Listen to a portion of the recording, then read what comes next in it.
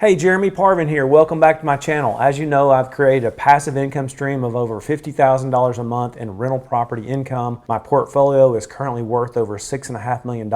I've done all this while working a full-time job, and on my channel, I'm going to teach you how you can do it too. So the Consumer Financial Protection Bureau just released a new proposal to extend the foreclosure moratorium until 2022. And also, get this, give mortgage modifications to extend the term on current mortgages up to 40 additional years for anyone who's been affected. Oh, by the way, since last week, we broke 5,000 views on the channel, over 420 hours of watch time, 339 subscribers. Also, one of our videos broke 1,000 views, and we've got another one at 999 views, so I need somebody to go out there and watch that video. And thank you for sharing this with others who you think may find this valuable. Don't forget to subscribe and hit the notification bell. And for each video, if you could hit the like button and make a comment, it will help the YouTube algorithm send this to others so they can help the channel grow. To see the show notes, click the little down arrow on the bottom right. You'll see a link to my Amazon store, an outline, and some details that I refer to in each video. Thank you so much. So let's get into it. So the current administration just released a new proposal to extend the current moratorium, which is set to expire at the end of June, until the end of the year or January 1st, 2022. In addition to that, and this is just crazy, extend current loans to be modified for an additional 40 years, regardless of how many months they've already been in play. If someone's had a 30-year mortgage and they're on year 25, they're going to be able to get another 40 just by asking. The only qualification is for people who are affected. So there are millions of homeowners who are at risk of foreclosure, and the moratorium is set to expire on June the 30th. This proposal is only for primary residences. This will certainly have a dramatic positive effect on any foreclosure crisis that could happen. This proposal does still require to be approved before it comes into law, but unlike the current forbearance programs that are in play right now, this proposal will not only include federally backed mortgages, but it will also include private mortgages as well. So that's a big deal. There are an estimated 1.7 million mortgage loans that are delinquent and at risk of being foreclosed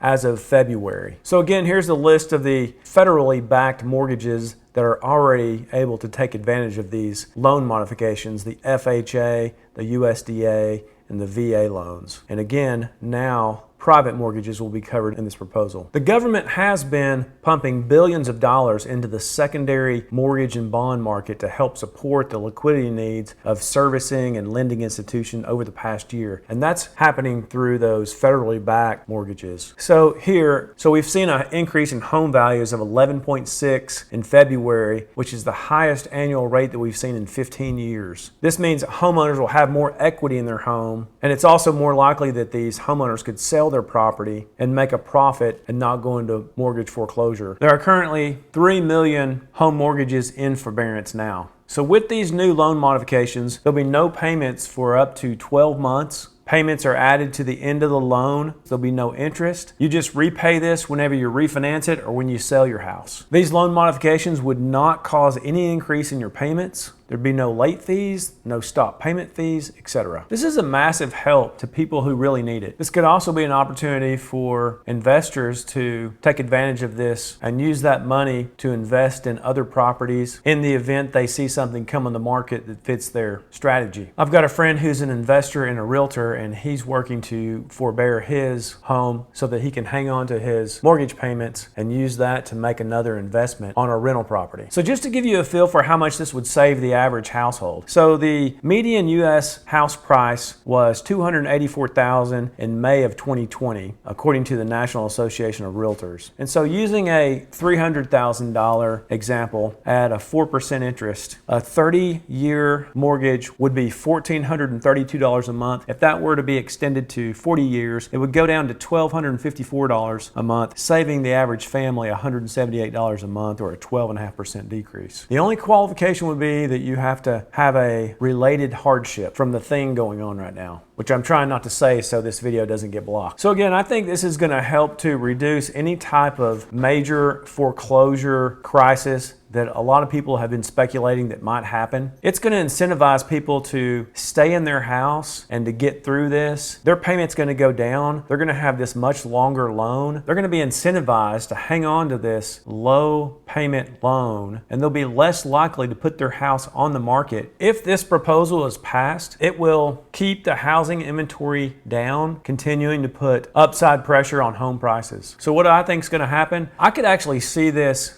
getting approved with all the stimulus that we've seen so far with the 3 stimulus packages, the 4th one for maybe up to $4 billion that's being considered, the $2 trillion infrastructure package. I think this is just more evidence that we're going to see more of the same like we've seen over the last year with the shortage, the prices going up. I think the interest rates are going to stay down for this year and throughout next year, as the Fed chairman has promised publicly. I think housing material prices have probably peaked, and I think we'll see that slowly come down over the next 2 years. So I'm still trying to buy as much real estate as I can as quickly as I can. This is going to cost the federal government and our national debt a fortune. And all of this federal spending that we're doing will continue this inflation that we've been seeing on housing. I think we're going to see this for the next several years. And putting your money in hard assets that appreciate and ride that wave of inflation is the strategy that I'm choosing. And what's neat about real estate is you can magnify those increases by leveraging money, by putting down only 5 or 20% and getting 5 or 20% of that increase. Let me know in the comments below if you'd like to take advantage of this 40-year refinancing to lower your payment and what you think is going to happen. Don't forget to smash the like button, and please leave a comment for every video to help the YouTube algorithm. Thank you. Oh, and by the way, although I am a licensed CPA and have 3 business degrees, I'm just a guy on YouTube with my dog, so please do consult your professionals before making any investment decisions. Until next time, thank you very much.